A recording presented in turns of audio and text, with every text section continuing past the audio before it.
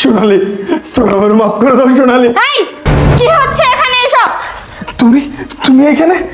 তার মানে তুমি আমার বান্ধবীকে এবং আমাকেও ঠকিয়েছো? দেখো, আমি তোমাদেরকে কারো ঠকিয়ে নেই। আসলে আমার এটা ভাগ্যের একটা নির্মম পরিহাস। তুমি বিশ্বাস করো, আমার দেয়া কষ্টে ও যে পাগল হয়ে যাবে সেটা আমি কখনোই বুঝতে পারিনি। না, আমি আগে থেকেই জানতাম যে তুমি খারাপ, কিন্তু তুমি যে এতটা খারাপ, এতটা নির্লজ্জ বেহায়া, সেটা আমি আগে জানতাম না। হ্যাঁ, তুমি ঠিক বলেছো।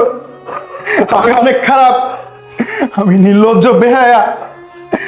আমার জন্য আজ একটা মেয়ে পাগল হয়ে গেছে। আমার জন্য একটা মেয়ের জীবন শেষ হয়ে গেছে।